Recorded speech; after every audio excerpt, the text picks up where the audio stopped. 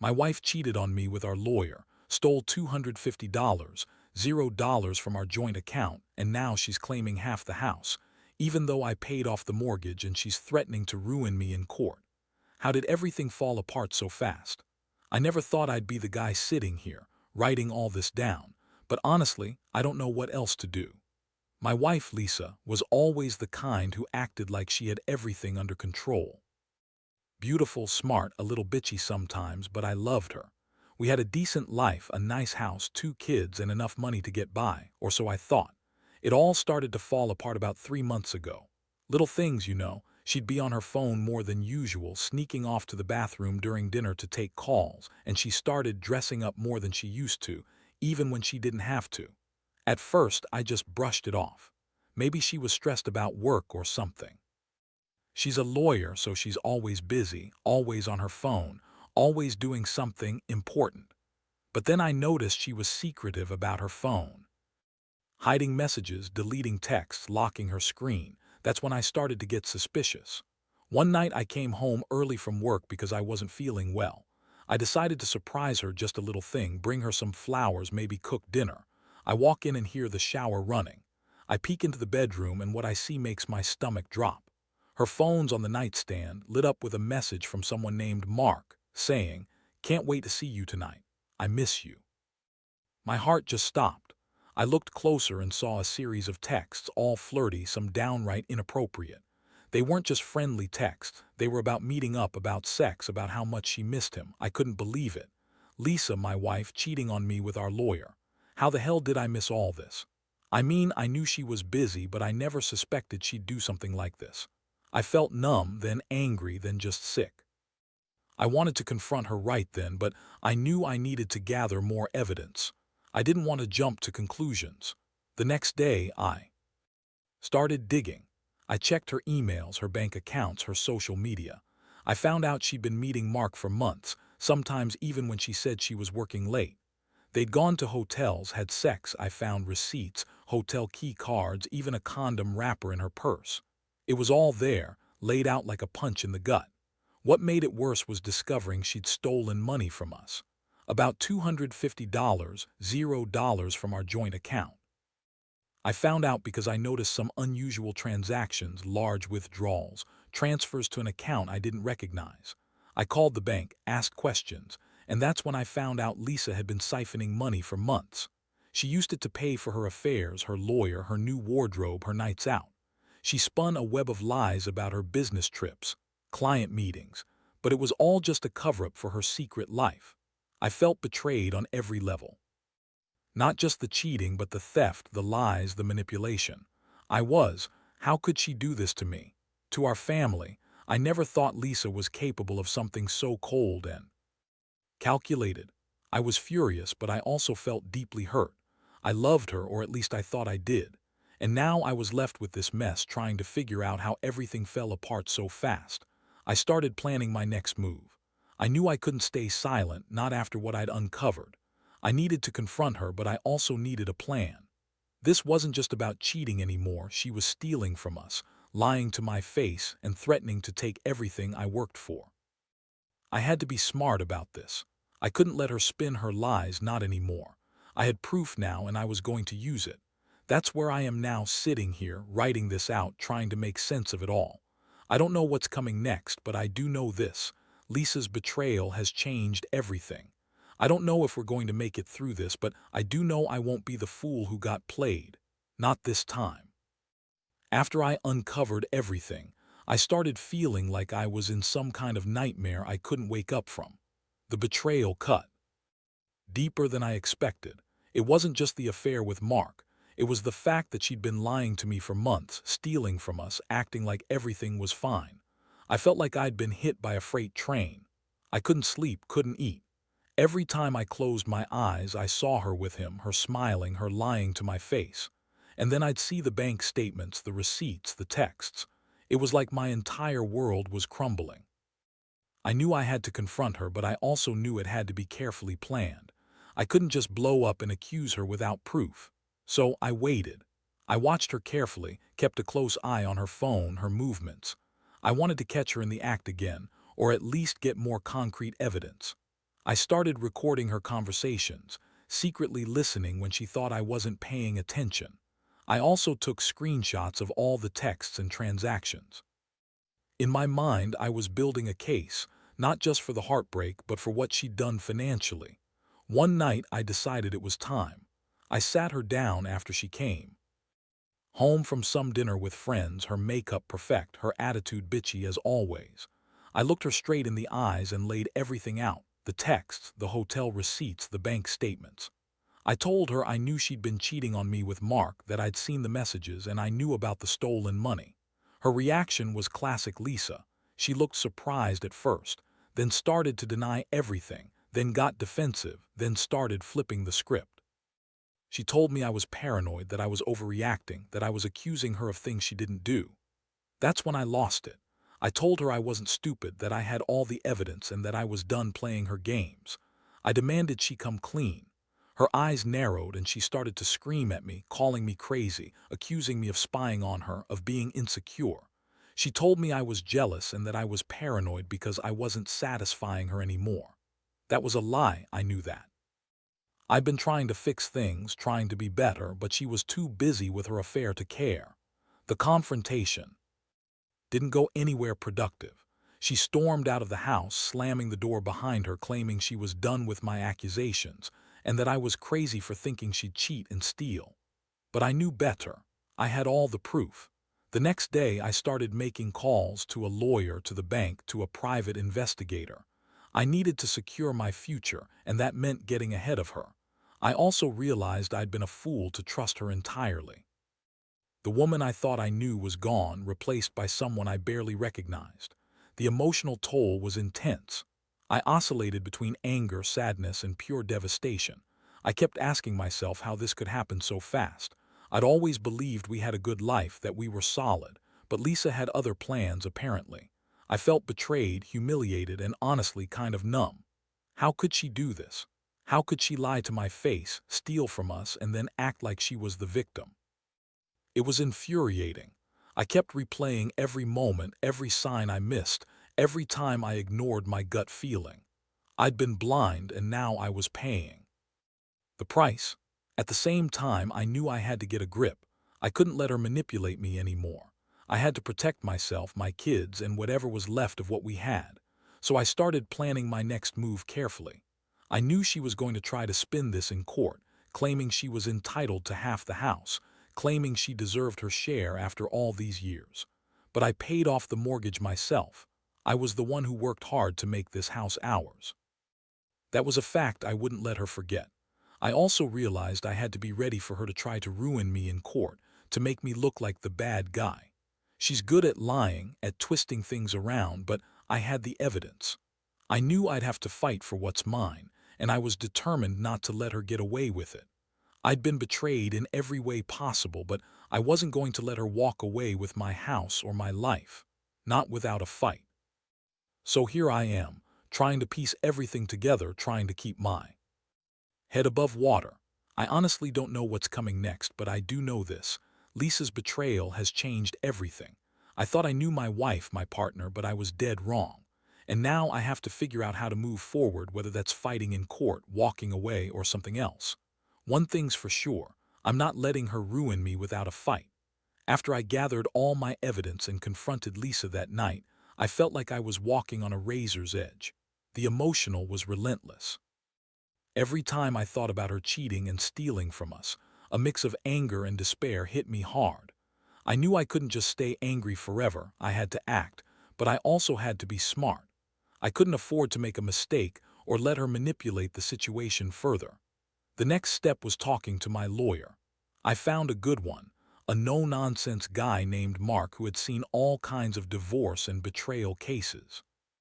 I laid out everything: the affair, the stolen money, her attempt to claim half the house. Mark told me I had a strong case, especially since I paid off the mortgage myself and had all the proof of her theft. Still, he warned me that Lisa was a manipulative woman and that she'd probably try to spin things her way in court. Meanwhile, Lisa kept up her act. She was calling me all kinds of names, accusing me of controlling her, saying I was paranoid. She claimed she was just trying to keep the family together, even though I knew better. Her tone was bitchy and dismissive, like I was the one ruining everything. It didn't matter what she said, I knew the truth and I had the evidence. But her words still stung. I felt betrayed not just by her actions but by how she was trying to turn the tables to make me look like the bad guy. One thing I found out was that she'd been talking to her lawyer, a woman named Jessica, behind my back. I got hold of some emails between Lisa and Jessica where they discussed getting Lisa's fair share and protecting her rights. It was clear she was planning to fight dirty, trying to claim more than she deserved, even though knew she was already over the limit. I also discovered she opened a new bank account, transferring some of the stolen money into it. That was my breaking point. I decided I had to do something drastic before she moved more of the cash or tried to hide her assets. I hired a private investigator, a guy named Tom, to follow Lisa around. I needed to know what she was doing, who she was meeting, and if she was planning to run or hide anything. It was a tense few weeks. Tom's reports confirmed my fears. She was meeting Mark regularly, sometimes late at night, sometimes at hotels. She was even talking about taking the kids and disappearing somewhere, maybe even trying to claim I was abusive or unfit. That was her typical play, twist the story, make herself look like the victim. Meanwhile, I started preparing for the worst. I filed for an emergency court hearing to freeze her assets and to get temporary custody of the kids. I couldn't let her take them or drain any more money. I also hired a forensic accountant to trace every penny of the stolen $250, $0. I wanted to prove not only the theft but also how she planned to use it to cover her tracks and manipulate the court system. The court hearing was a nightmare. Lisa showed up looking all innocent, like she hadn't done anything wrong. She was crying, claiming I was controlling and abusive, saying I was trying to ruin her reputation, all while her lawyer was spinning stories about how she was the victim of a hostile marriage. I sat there furious, knowing she was lying through her teeth. I had the evidence, her texts, bank transfers, hotel receipts.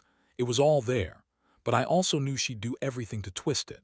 That day, I managed to get a temporary order. Her assets were frozen and I was granted temporary custody of the kids. It wasn't a perfect solution, but it was enough to stop her from running or hiding anything more. Still, I knew this was just the beginning. She'd fight hard and I had to be ready for a long, ugly legal battle. I felt exhausted but also determined. I wasn't going to let her walk away with our house, our money, or our kids. The emotional toll was heavy. I kept replaying everything, questioning if I missed signs, wondering if I could have done something differently. But I also realized I'd done everything I could. I'd uncovered the truth and taken action. Still, the pain of betrayal lingered. I loved her once, or at least I thought I did, but now I was questioning everything. How could she do this to me? To our family? The woman I married was gone, replaced by someone I barely recognized. I also started thinking about my future. I had to decide whether I wanted to fight for the marriage or cut my losses. Honestly, part of me still hoped we could salvage something, but after everything, I wasn't sure if that was even possible. Right now, my priority was protecting myself and the kids. I had to prepare for whatever she threw at me next. I knew she'd be relentless, but so was I. I wasn't going down without a fight, and I wasn't going to let her win. I still don't have all the answers, and I don't know how this story ends. But one thing's clear. Betrayal cuts deep, and trust is hard to rebuild. Once it's broken, I learned that the hard way. If there's one thing I want others to know, it's this: don't ignore the signs and trust your gut. Because once deception takes root, it's hard to root out. And sometimes you have to fight for your life, your family, and your sanity. After the court hearing, things didn't exactly settle down. If anything, they got worse. Lisa was furious. I could see it in her eyes every time she looked my way. She knew I had the evidence, and she knew I was serious about fighting her in court. That only made her more desperate. She started pulling out all the stops, trying to spin her version of the story to anyone who would listen. Her friends, her family, even some of her colleagues at the firm. She told them I was abusive, controlling, and that I was trying to ruin her reputation to hide my own failures. Meanwhile, I was just trying to stay afloat. I kept working with my lawyer, pushing for full disclosure of her assets and trying to figure out how deep her lies went. I hired a forensic accountant, Susan, who was incredible at tracing every dollar. Turns out, she found even more hidden accounts and transfers. Lisa had been funneling money into offshore accounts, hiding assets behind shell companies. It was like she was trying to cover her tracks, but Susan was uncovering everything. It was a sickening feeling, knowing she'd planned all this from the start. Things escalated quickly when Lisa filed her own court motion claiming she was entitled to half the house, even though I paid off the mortgage with my own money. She claimed that because we'd been married for 10 years, she deserved a fair share. That was her argument, a typical manipulative move. But I knew the law better, and I had the proof that I was the one who paid for the house, that I had built it with my own sweat and money. Still, Lisa's lawyer argued that because she was my wife, she had a right to a portion of everything, even the money I'd earned and saved before we married. The judge scheduled a hearing for the house and the assets. Lisa showed up in her usual bitchy attitude, dressed to impress, acting like she was the victim. She spun stories about how she deserved her fair share because she was married to a man. She even claimed that I was abusive and that she had to leave the house because I was controlling her every move. I was livid. I had proof of her affair, her theft, her manipulations, but I knew she'd try to turn everything around. At the hearing, I presented all the evidence: the bank statements, the hotel receipts, the texts, the recordings. I also submitted the proof that I paid off the mortgage myself, that I had the legal right to the house. The judge listened carefully, and I could see her eyes narrowing as she went through the documents. Lisa was doing her best to cry, to look innocent, but I wasn't buying it. I knew her game. She's good at lying, and she's even better at playing the victim. In the days that followed, Lisa took a different approach. She started accusing me of all sorts of things in court filings, saying I was physically abusive, that I was trying to control her for my own gain. It was all lies, but the court was hearing her out. I felt sick every time I read her accusations. It was her way of trying to distract from the real issue, her betrayal and theft. I knew she was desperate, and I had to stay strong. The financial battle was brutal. I hired a team of lawyers and experts to fight her claims, but I also knew I had to be prepared for her to escalate. She'd already shown she was willing to lie and manipulate to get what she wanted.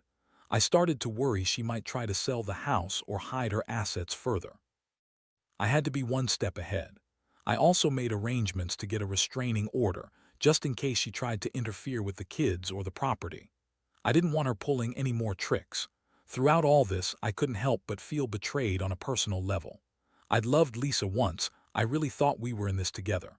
But now I saw her for what she really was: a liar, a thief, someone willing to destroy everything we built just to get what she thought she deserved. And I was left to pick up the pieces. My trust was shattered, and I felt more alone than ever. But even in the midst of this chaos, I knew one thing for sure: I wasn't going to fold. I had the evidence, I had the law on my side, and I had my kids. I was going to fight for what was rightfully mine. I was determined to keep the house, to protect my money, and to make sure Lisa couldn't just walk away with everything and lie her way out of it. I realized that betrayal like this changes you. It makes you see the world differently. But it also makes you stronger if you're willing to stand up and fight. I won't lie, some nights I lay awake, wondering how everything fell apart so fast. One minute I was married, thinking I had a partner for life. The next, I was fighting to save my home and my reputation.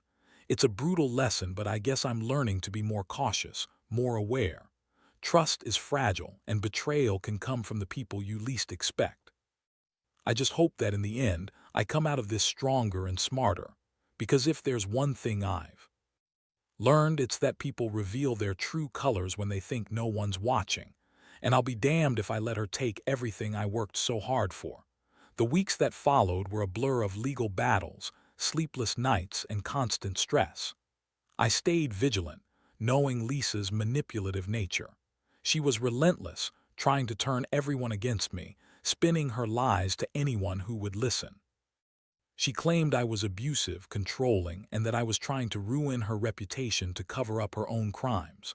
Her words stung, but I knew better. I had the proof, and I refused to let her gaslight me into doubting myself. Throughout this chaos, I focused on my kids.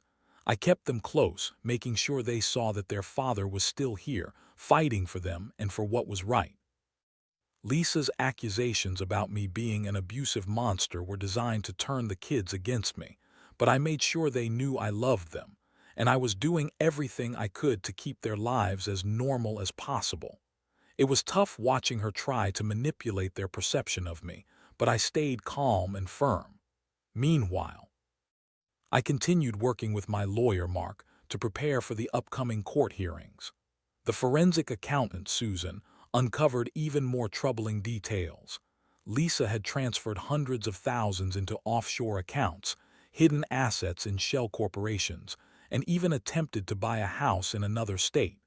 She was trying to hide everything, but Susan was relentless. Every new piece of evidence made it clear that Lisa's plans were bigger than just trying to claim half the house.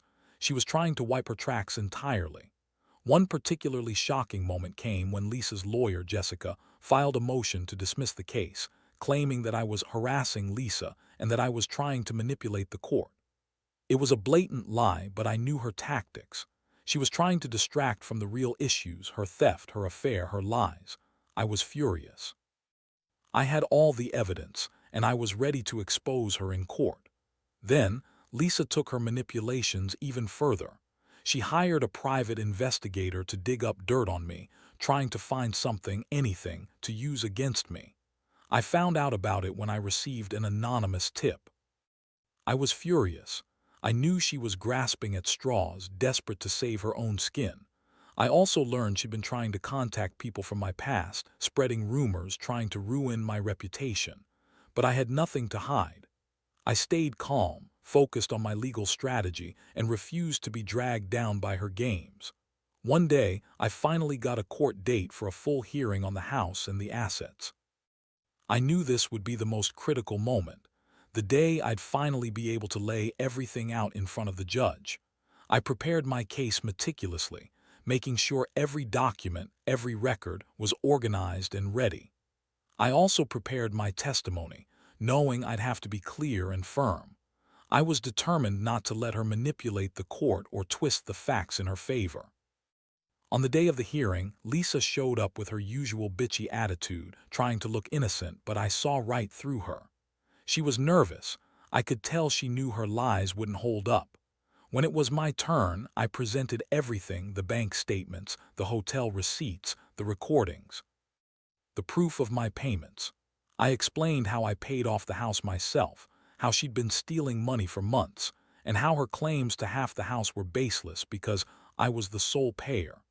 Lisa's lawyer tried to argue that she deserved a fair share because of the length of their marriage, but I countered with the fact that I had built everything with my own money before we even got married. I could see the judge listening carefully, taking everything in. I felt a rush of relief when the judge asked Lisa pointed questions, exposing her lies and manipulations. I knew I had the truth on my side. After hours of testimony and legal arguments, the judge finally made her decision. She awarded me full custody of the house, recognizing that I was the one who paid it off and maintained it. She also ordered Lisa to return the stolen money and pay damages for the theft. The judge warned Lisa that her attempts to manipulate the court could backfire and that her lies wouldn't stand in the face of the evidence. As I left the courtroom, I felt exhausted but relieved. It wasn't over yet, but I had taken a huge step forward. I knew Lisa would keep fighting, probably trying to appeal or come up with new schemes. But I also knew I had done everything I could. I had fought for my house, my money, and my kids' stability. I realized that the betrayal had changed me, but it also made me stronger. I was more cautious now, more aware of who people really are. Looking back, I see how much I've learned. Trust is fragile, and betrayal can come from the people you least expect. I've learned to listen to my instincts and to never ignore the signs. And I've learned that sometimes fighting back is the only way to protect what's yours. Lisa's lies and manipulations may have temporarily clouded my life, but in the end, the truth and justice prevailed. Now, I just have to keep moving forward, rebuilding what's left and making sure she doesn't take everything I care about. Standing outside the courthouse that day, I felt a strange mix of relief and emptiness. The judge's decision was a victory, but it didn't erase the months of betrayal, the sleepless nights, or the feeling that I'd been played. For a fool. Still, I knew I had fought hard and I had come out the other side with some semblance of justice. The house was mine again and I could start trying to rebuild what I'd lost, even if parts of me felt broken beyond repair. In the days that followed, I kept my distance from Lisa. She tried to contact me, begging for a second chance, spinning more lies about how she'd been under so much pressure and didn't mean to hurt me. I didn't respond. I knew her game now. She was just trying to manipulate her way back in to save her own skin. But I was done listening to her excuses. I'd seen her true face and knew I couldn't trust her anymore. I focused on my kids. They needed stability, and I made sure they felt loved and safe. I moved into a new routine, trying to put the chaos behind me. I also started therapy, not just to deal with the pain of betrayal, but to learn how to trust again and to rebuild my confidence. It's funny how betrayal can make you question everything about yourself, but I refused to let it define me. Financially, I was still recovering. The stolen $250, $0 was a huge blow, and I had to work hard to piece things back together. I contacted the bank, set up new accounts, and worked with my lawyer to make sure Lisa was held accountable for her theft. She was ordered to pay restitution, but I knew she'd try to dodge it. Still, I had the evidence, and I was determined to get every penny back. It was more than just about money. It was about standing up for myself and making sure she didn't get away with it. Looking back, I realize how much I've grown. I used to believe in the fairy tale idea of marriage, that love and trust could conquer everything. But betrayal changes that. It teaches you to be cautious, to protect yourself, and to value your own worth. I learned that sometimes the best thing you can do is fight back, even when it feels hopeless. Justice might be slow, but it's worth fighting for. Now I'm in a different place. I still have scars, but I also have clarity. I know what I want: honesty, respect, and someone who truly cares. I don't regret standing up for myself, even if it was the hardest thing I've ever done. Because in the end, I realized that I'm stronger than I thought. I can survive betrayal, rebuild my life, and come out better for it. If there's one thing I want others to take away from this, it's this. Trust is fragile, and betrayal can come from the people you love most. But you can survive it. You can fight for what's right, protect yourself, and rebuild. Don't let betrayal define you. Use it as a lesson, a catalyst for change. Because at the end of the day, the only person responsible for your happiness and your future is you. And I plan to make sure I never let anyone take that away from me again.